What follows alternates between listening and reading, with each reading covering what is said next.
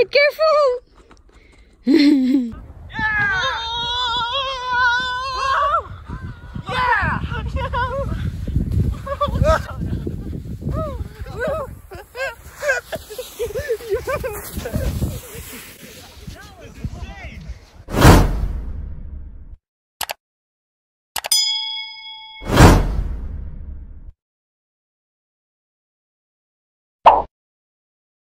In junior high and high school, I was part of the Columbia Falls cross-country ski team, and I was racing against Norwegians, Swedes, Australians, and I was really holding my own. In fact, I got first place in 3 consecutive races.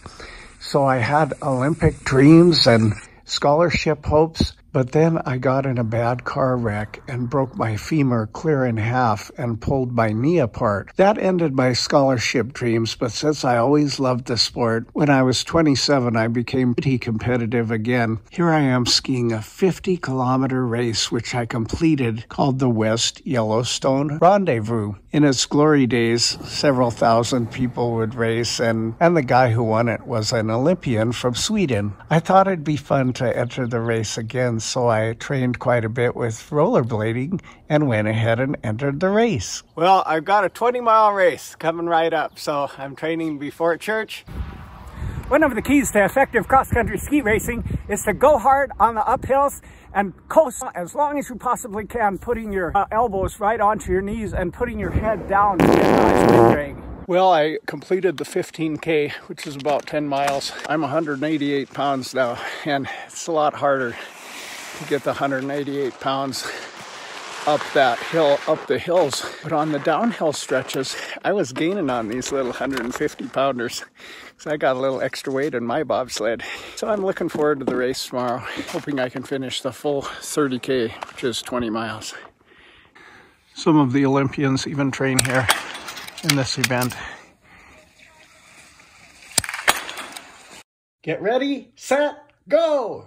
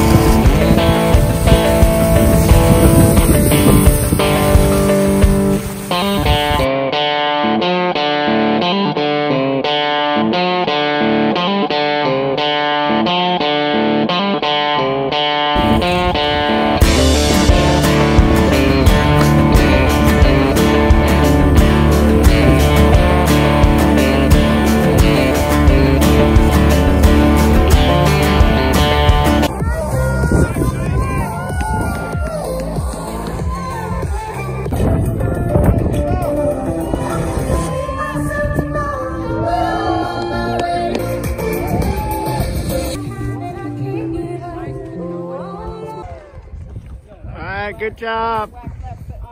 On the downhills, I wasn't as, I think, don't grab it.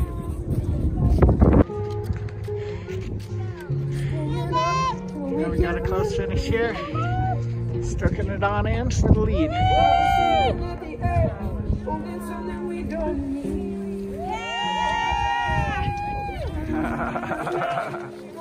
hour, 9 minutes, and 59 seconds. Well, here's the West Yellowstone Search and Rescue Unit.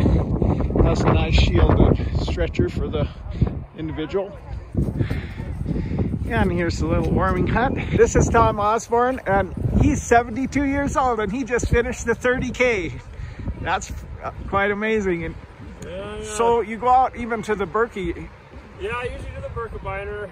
I didn't go back to Wisconsin for this year because of COVID, but I did my 44K here just last week. Where was that at? Right, I did it right here on these trails. Was that just a self-timed thing? Or? Yeah, self-timed, yeah. Oh, yeah. Nice. And usually it's 50K, but this year they had to do a different race at the Berkey in order to keep everybody safe. So it was 44. So and this was fast today though. it was fast. So. It was a fast course. What was your time today? It looked like 2:04 something. 2 hours and 4 minutes for the 30K. Yep. Well, that's pretty good for 72 years old. For an old guy. Yeah. Now, I skied the whole 15K yesterday, and I don't know, I felt a little bit out of gas.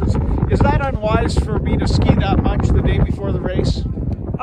You know, it might be a little bit much. I did 12 yesterday, pretty easy. Did ya?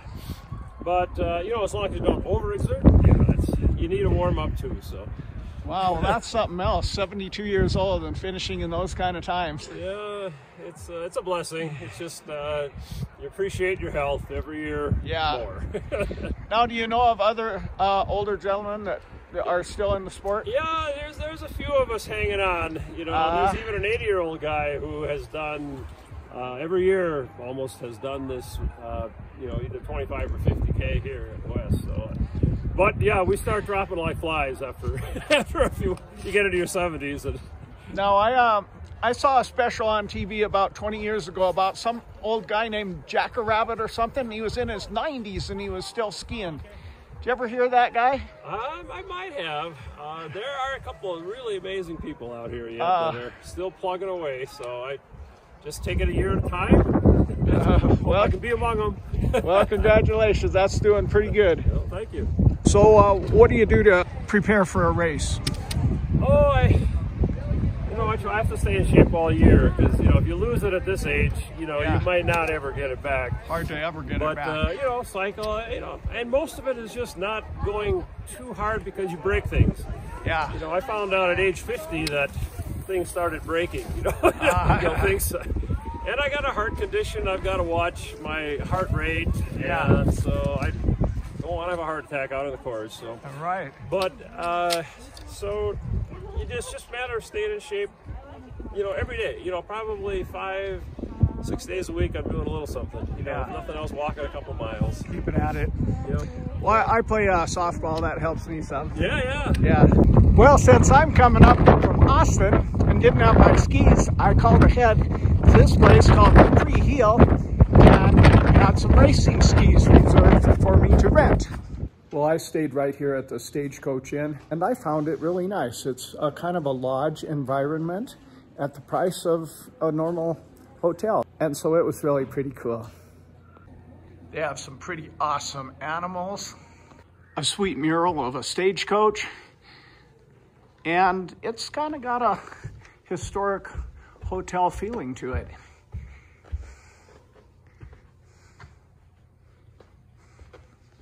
Only thing in my room, the heater was not calibrated and I had to turn it off for roast.